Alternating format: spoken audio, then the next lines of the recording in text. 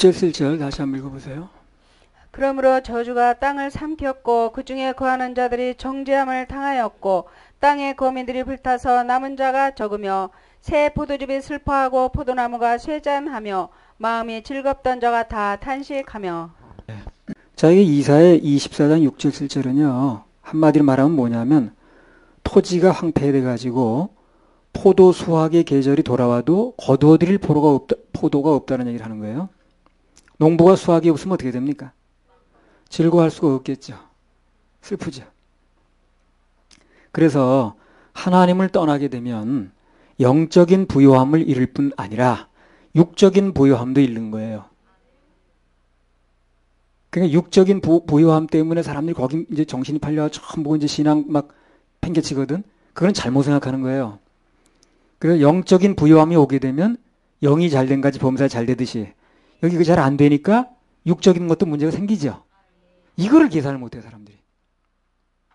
그러니까 뭐 잘 먹고 잘 사는 걸 강조해서 된다기보다도 주님께 예배에 성공하고 하나님 자녀로서 이 신앙생활에 성공하면 그러면 그런 건 더해지는 거예요.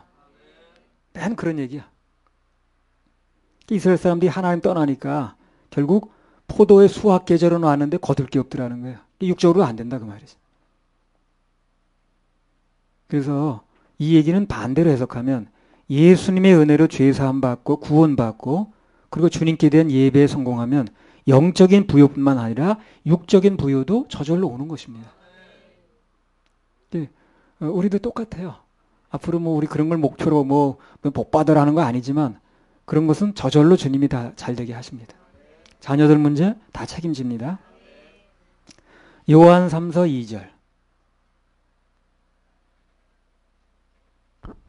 사랑하는 자여 내 영혼이 잘됨 같이 네가 범사에 잘되고 강건하기를 내가 간구하노라. 딱 이 순서입니다. 이게 영혼이 잘되면 범사에 잘되고 범사에 잘되면 강건하고 그런 거예요. 이걸 뒤집으면 영혼이 잘 안되면 범사에 잘 안되고 범사에 잘 안되니까 건강 나빠지고 그런 똑같은 거예요. 모든 면에 초점을 어디다 맞춰야 되냐면 영이 잘 되는 쪽으로 맞춰야 돼요. 영이 잘 되는 쪽으로. 그리고 예배에 꼭 성공해야 됩니다.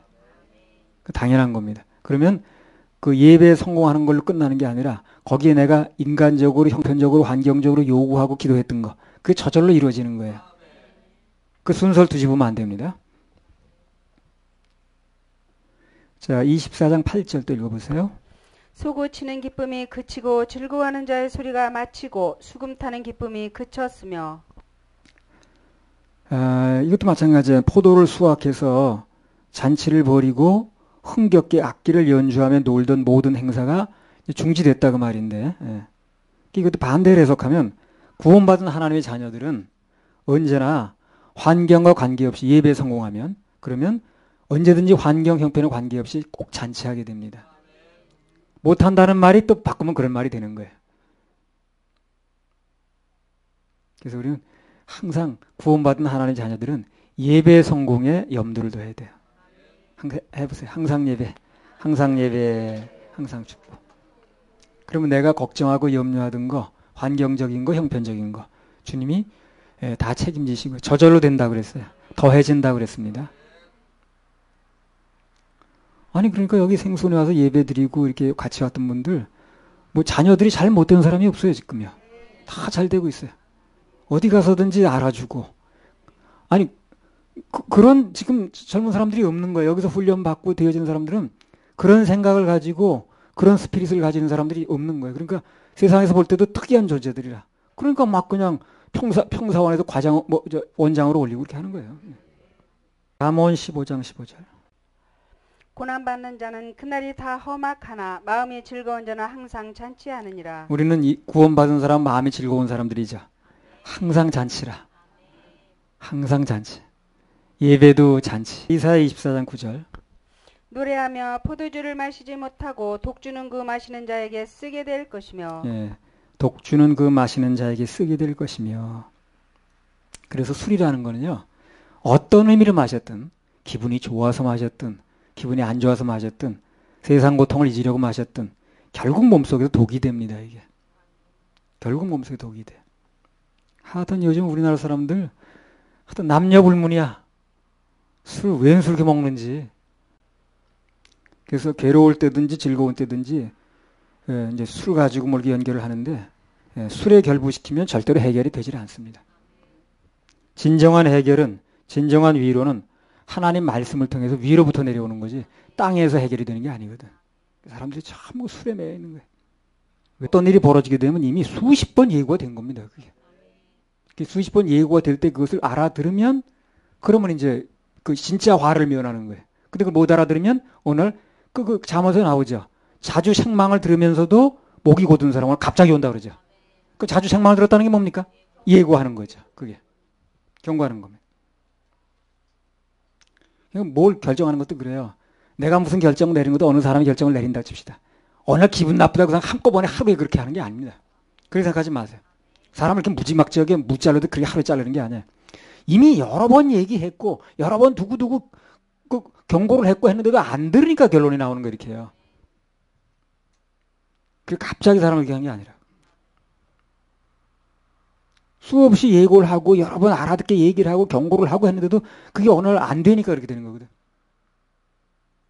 지금 더 납작 엎드려서 더 낮은 마음으로 참 하나님께 모든 초점을 맞춰야 되고요. 그리고 예배 성공해야 되고요. 복음을 받아들인 마음 자세가 되고 이게 중요한 겁니다. 진정한 해결은 위로는 하늘로부터 오는 겁니다. 말씀으로부터 와요. 그거 위에 해결점을 잡고 있는 사람은 전부 잘못 잡은 거예요. 우리 인생 살다가 하나님 자녀들이 뭔가 어려움이 있을 때 하나님 외의 것에 의존하는 자체가 그게 이제 실패의 전주옥이라 그게. 인생에 어떤 문제가 생기면 이제 사람 보고 거기 기웃거리지 마세요. 평소에 나한테 그렇게 그냥 내 신세 질 때는 그렇게 좋게 하더니 내가 어려우니까 뭐 그렇게 나온다는 등 당연한 겁니다. 인간은 다 그래요. 내가 어렵고 아쉬울 때는 좋다고 그러고 내가 싫으면 뱉는 게 인간이라. 거기다 뭘 기대했던 게 잘못이지. 인간이라는 건 그냥 내가 은혜를 베풀고 사랑을 주면 되는 것이지. 그 사람이 내가 어려울 때 내가 이렇게 했으니까 그렇게 해주겠지. 그렇게 생각하면 이제 그게 이제 실망하고 상처받을 일이 생기죠. 하나님 그렇게 만들어요. 거기다 기대지 말라고. 24장 10절에 12절. 약탈을 당한 성읍이 회파되고 집마다 닫히었고 들어가는 자가 없으며 포도주가 없으므로 거리에서 부르짖으며 모든 즐거움이 암흑하여졌으며 땅의 기쁨이 소멸되었으며 성읍이 황무하고 성문이 파괴되었느니라. 네. 자, 이거 다요. 뭐냐? 결국 하나님을 떠나서는 아무런 기쁨이 없다는 걸 강조하는 겁니다. 이렇게 여러 가지 표현을 해가지고 여기서 이걸 알아들으면 되는 거예요. 하나님 떠나서 기쁨이 없다는 걸 알아들으면 돼요. 근데 여러 가지 표현하는 거예요. 지금. 왜 여러 가지 표현하는 거예요? 못 알아들으니까. 하나님이 없으면 이 세상 무엇을 갖다 대도 기쁨이 없습니다. 그걸 여러 가지 다양한 표현을 하는 것뿐이에요. 사례를 들어서. 그런 생각이 들더라고. 내가 구원받은 즐거움과 하나님께 예배드린 즐거움이 이해 없다고 그런다면 내가 무슨 즐거움이 있으려나? 세상 살면서. 그 생각이 들더라고. 저 사람은 무슨 재미 사는지 모르겠지만 길에 가는 사람들이 나는 내가 예배드리는 즐거움이 없다고 그런다면 내가 무슨 즐거움이 있을래나 나한테. 무슨 낙이 있을래나 나한테. 그렇죠? 우리가 예배드리고 천국 갈 소망이 없으면 무슨 재미가 있겠어요. 난 무슨 재미 사는지 모르겠어요. 우리 그리스도인 삶에 예배가 없다고 그런다면 삶에 구심점도 없는 거고 중심도 없는 거고 일주일간 뭐 때문에 버티는가 의미도 없는 거예요. 균형도 없고. 아니 뭐 혹시 뭐 또 어떤 사람은 나 예배 없어도 인생 재밌기만 해 하는 사람인지 모르겠는데 아니 뭐 나는 그렇지 않아요. 예배가 내게 없다 그런다면 난 인생에 구심점도 없고 중심도 없어요. 뭐 때문에 사는지 난 모르겠어요.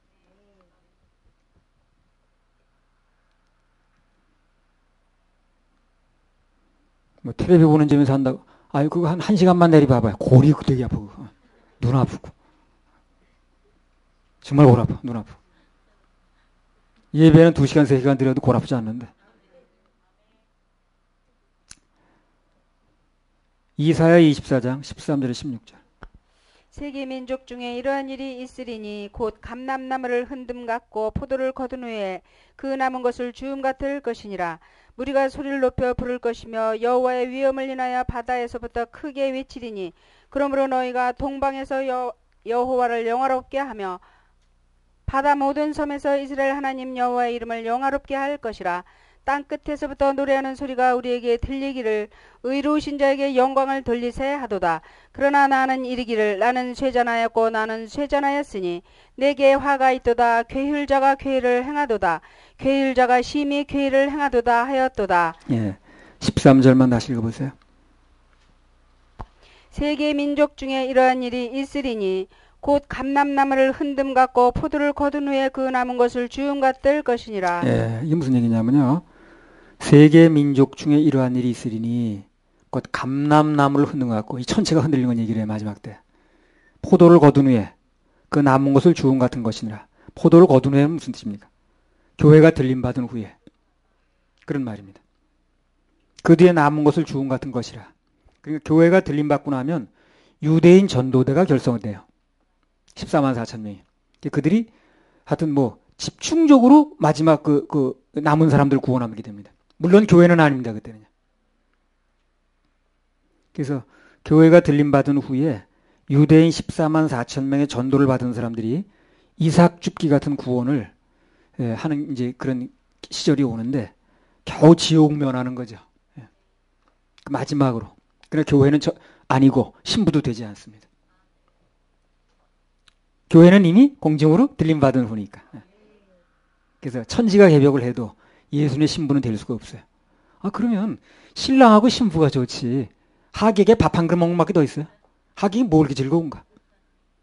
저 신랑 측 손님은요 3층 가시고요. 신부 측 손님은요 2층 가서 뭐 표 가지고 가서 잡수세요. 그거 하나 먹고 오면 되는 거예요. 진짜 기분 좋은 건 그나 신랑 신부가 좋은 거죠. 그러니까 신부가 돼야지. 뭐를 그거 지옥 가는 것보다 100번 낫지만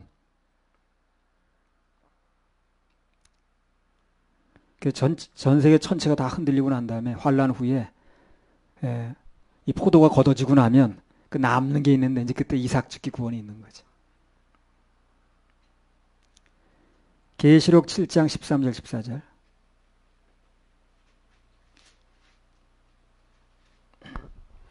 장로 중에 하나가 응답하여 내게 이르되 이 흰옷 입은 자들이 누구며 또 어디서 왔느뇨? 내가 가로되 내 주여 당신이 알리이다 하니 그가 나더러 이르되 이는 큰 환란에서 나오는 자들인데 어린 양의 피에 그 옷을 씻어 희게 하였느니라. 예, 그 교회는 환란 전에 공중으로 들림을 받는 겁니다. 그것도 믿음이라고 그랬어요. 예. 그 주님이 그 믿음을 보시기 위한 거예요. 그 환란 전에 공중으로 들림 받는데 우리 신랑을 믿으니까. 지금 이 사람들은 어떻습니까? 환란에서 나온다고 그러죠. 그 환란을 통과하는 사람들이에요. 이 사람들은 대부분 육신이 죽어서 구원을 받습니다. 계시록 6장 9절에 11절 한번 보세요. 다섯째 인을 떼실 때에 내가 보니 하나님의 말씀과 저희의 가진 증거를 인하여 환란에서 나온다는 걸 봐서 이 사람들 교회는 아니죠. 교회는 아닙니다. 그걸 전제 조건도 얘기를 하는 거예요. 그 다음에 죽임을 당한 영혼들이 제단 아래 있어 큰 소리로 불러 가로되 거룩하고 참되신 대주제여 땅에 거하는 자들을 심판하여 우리 피를 신원하여 주지 아니하시기를 어느 때까지 하시려나이까 하니 각각 저에게 흰 두루마기를 주시며 가라사대 아직 잠시 동안 쉬되 저희 동무 종들과 형제들도 자기처럼 죽임을 받아 그 수가 차기까지 하라 하시더라. 그럼 전부 죽어서 거기 와 있는 거예요 지금요. 네, 죽어서 산채류가 들림 받는 게 아니고 부활된 게 아니라 죽어서 거기 와 있는 거예요. 그러니까 육신이 언제 이제 우리 붙여지냐고 얘기를 하잖아요 지금요. 그럼 왜 이 사람 대부분 죽어서 왔느냐 하는 거예요 지금요. 13장 15절 18절. 저가 권세를 받아 그 짐승의 우상에게 생기를 주어 그 짐승의 우상으로 말하게 하고 또 짐승의 우상에게 경배하지 아니하는 자는 몇이든지 다 죽이게 하더라. 저가 모든 자 곧 작은 자나 큰 자나 부자나 빈궁한 자나 자유한 자나 종들로 그 오른손에나 이마에 표를 받게 하고 누구든지 이 표를 가진 자 외에는 매매를 못하게 하니 이 표는 곧 짐승의 이름이나 그 이름의 수라. 지혜가 여기 있으니 총명이 있는 자는 그 짐승의 수를 세어 보라. 그 수는 사람의 수니 666이니라. 대환란기에는요. 짐승에게 경배하는 조건으로 666표를 받지 않으면 일단 죽게 돼 있습니다. 살 수가 없는 거예요. 그러니까 어디지 영동으로 들어가서 숨는다고 사는 게 아니라 그 표를 받아야만 살아요. 왜 그 표를 못 받으면 거래가 안 돼요. 거래가. 지금 거래 안 하고 사는 게 뭐 있습니까, 우리 지금? 그렇죠? 우리 하루의 삶이라는 거래 안 되고 사는 사람 생각할 수 없잖아요. 하다못해 뭐 굶어 먹는 라면 끓여 먹죠. 라면은 그냥 뭐 만들어내는 게 아니죠. 사죠. 거래가 안 돼요. 그러니까 결국 여기서는 거래가 안 되기 때문에 죽음으로 될 수밖에 없는 거예요. 예수 믿는다는 거 곧 죽음을 의미합니다. 그때. 물건 거래 전혀 못하고 죽이니까 그러니까 죽음으로서 구원을 받는 거예요. 그때까지 가지 말고 지금 받는 게 좋습니다. 아니 뭐하러 그때까지 가나 그래. 이사야 24장 16절.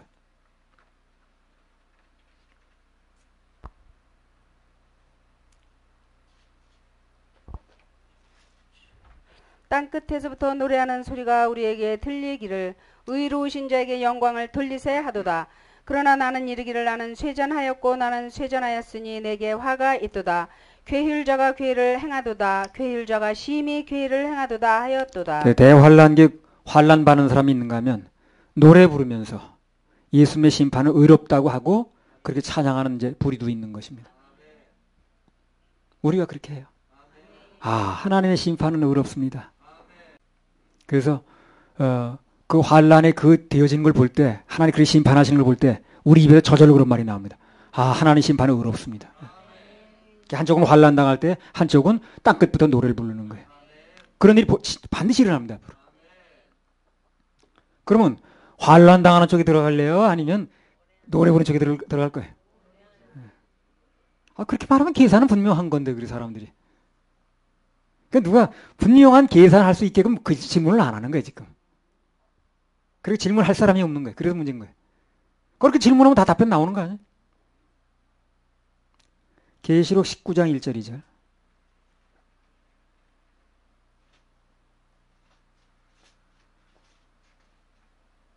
이 일 후에 내가 들으니 하늘에 허다한 무리의 큰 음성 같은 것이 있어 가로되 할렐루야 구원과 영광과 능력이 우리 하나님께 있도다.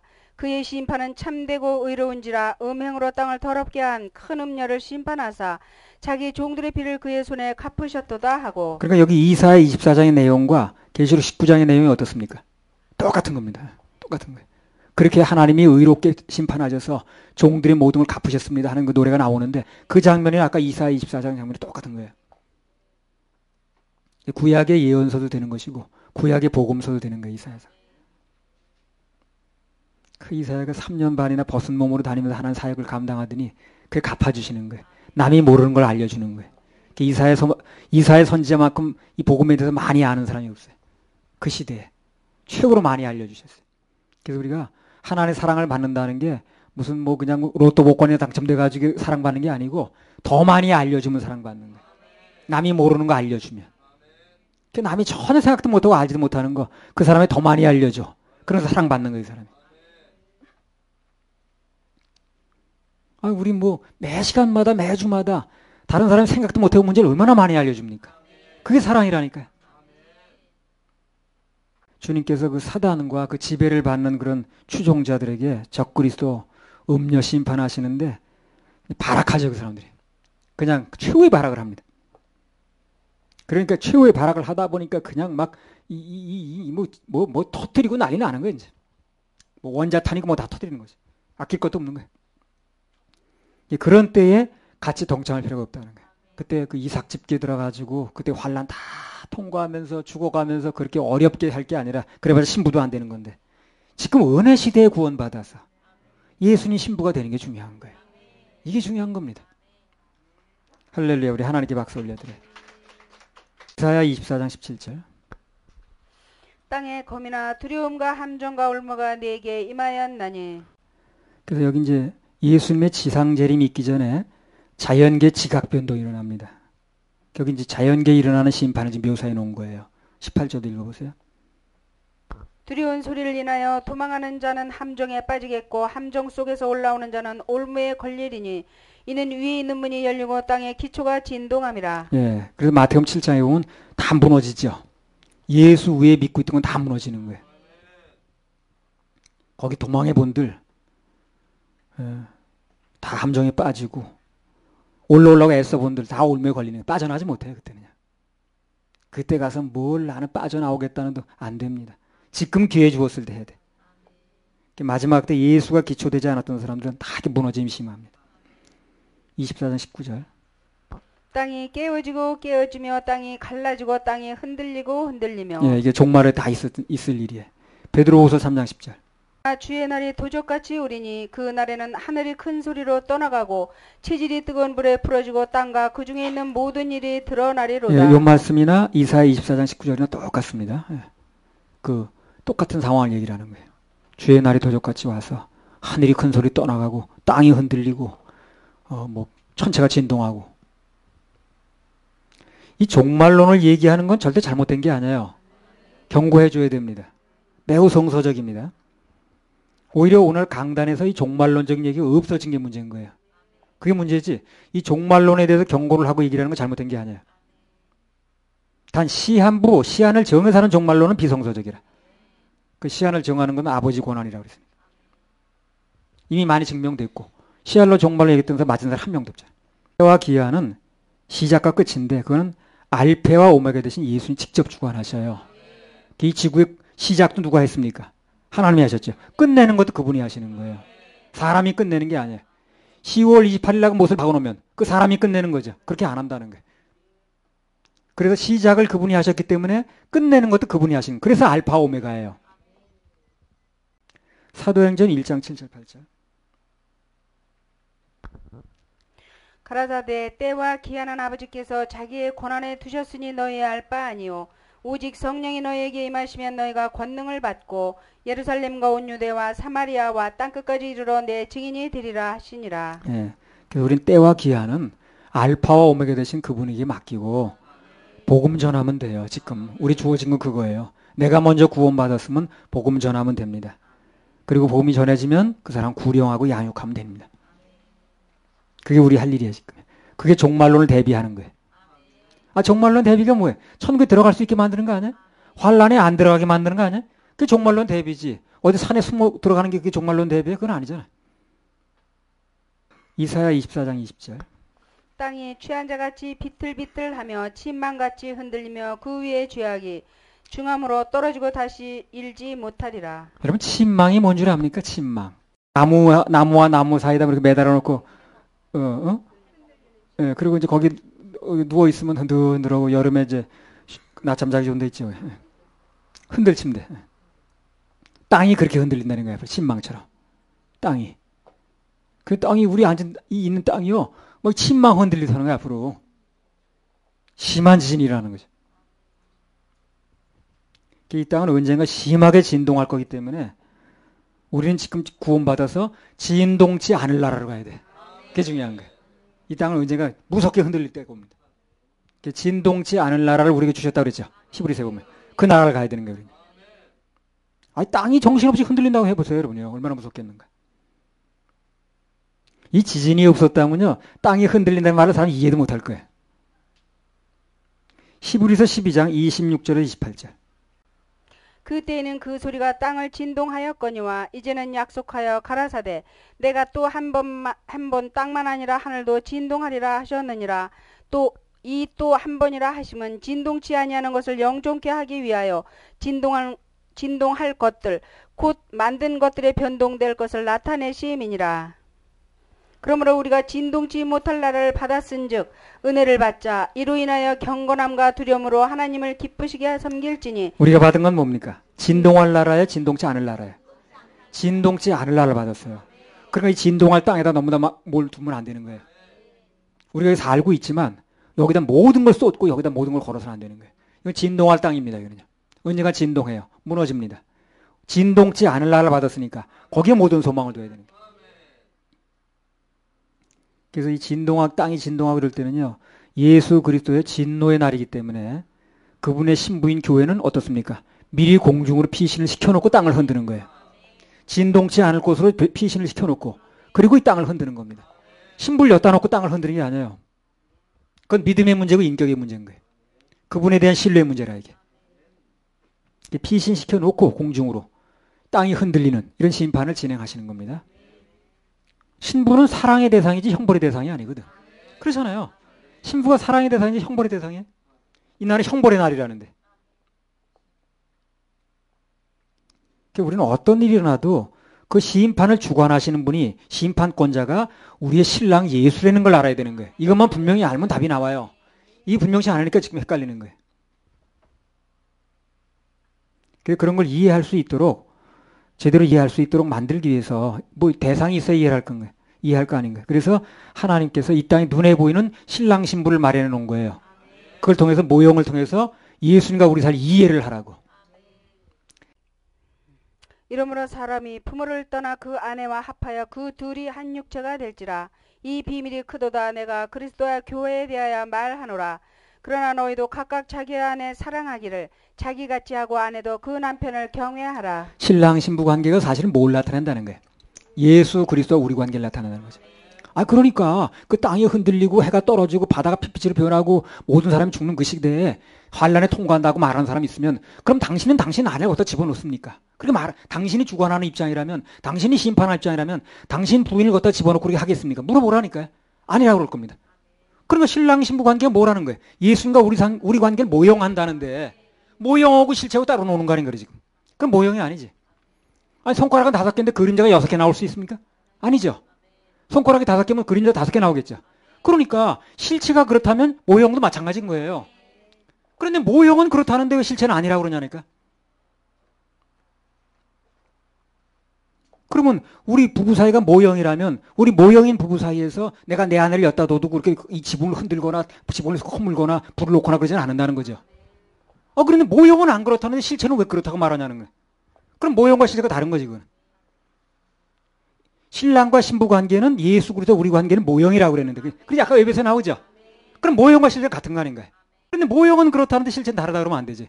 그럼 모형과 실체 관계가 아니지. 그럼. 이사야 24장 21절. 그날에 여호와께서 높은 데서 높은 군대를 벌하시며 땅에서 땅의 왕들을 벌하시리니. 예. 이제 본절부터 23절까지는 영적 세계에 대한 하나님의 심판과 영원한 하나님의 나라의 설립에 관해서 말씀하고, 지상 심판의 심판을 얘기를 하는 게 아니에요. 이제 하늘에서 있는 심판을 얘기를 하는 겁니다. 이 이사야 24장이요. 대단한 장입니다, 이거요. 이 한 장만 풀어서 자세히 얘기를 하면요. 이것도 여러 번 설교해야 돼요.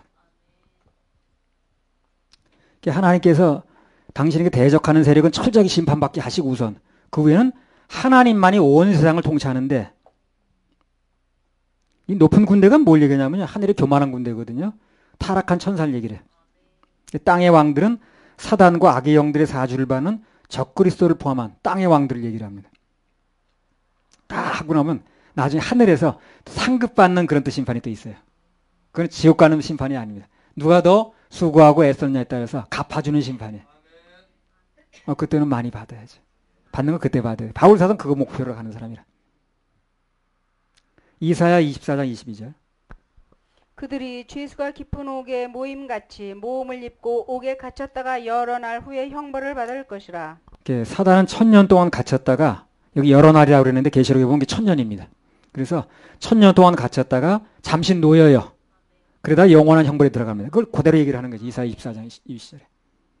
계시록 20장 1절에 3절.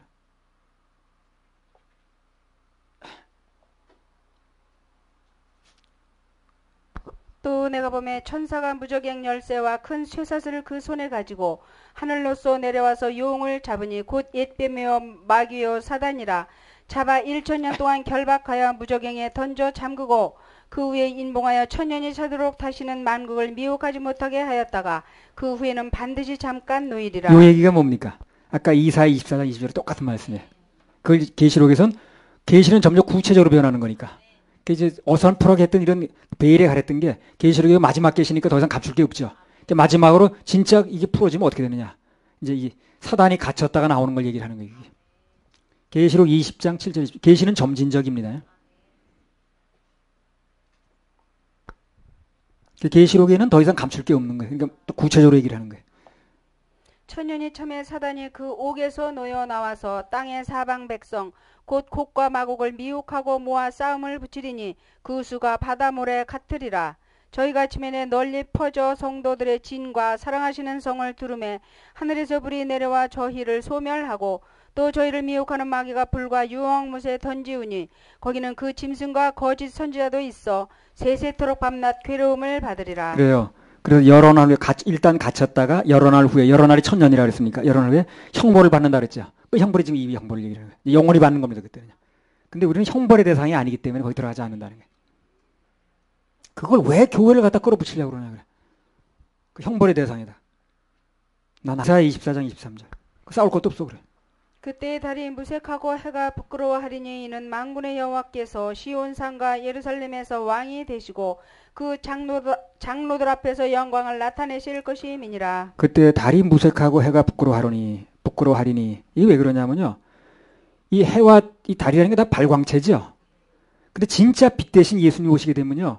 이 빛이 부끄러워진다는 거예요. 별거 아니라 그 말이니까. 무색해지는 거예요. 지금 뭐 우리 그 촛불 켜고 살던 세대에 촛불로 화난했지만 형광등 켜봐요. 그럼 촛불이 무색해지죠. 달이 무색하고 해가 부끄러워진단 말이 그 말이라. 그래서 진짜 빛의 본체가 오게 되면요. 너무 광명스러우니까 우리 지금 이 물의 형광등빛이라든가 달빛이라든가 이런 거는요. 빛에 들어가지도 않았거든요. 빛의 본체이신 하나님의 영광이 나타나면 이 창조된 빛인 그 해와 달의 빛은 무색해지는 겁니다. 그러니까 어둠은 절대 들어갈 수가 없는 거예요. 이걸 보면서 우리가 햇빛이 무색해질 정도야 이 하나님의 빛이 얼마나 밝다는 걸 알 수 있어요. 이 천국이라는 게. 신비한 빛이 비쳐가지고 우리가 전혀 볼 수 없었던 게 보여요. 거기서도. 하나님의 빛이 얼마나 찬란한 걸 알 수 있습니다. 천국은 어둠이 조금도 있을 수가 없습니다. 죄가 단 하나만 있어도 못 들어가는 거예요. 거기 죄인 전혀 없으니 거룩한 자뿐이라. 인간의 행위를 뭘 지켜가지는 전혀 안 되는 거예요. 100% 되는 게 아니거든 그게. 한두 가지 하는지 모르지만 100% 되는 게 아니거든. 그래서 예수님의 생명을 받는 길 외에는 다른 길이 없는 거예요. 그래서 예수 피밖에 안 됩니다. 할렐루야. 우리 하나님께 박수 올려드려요.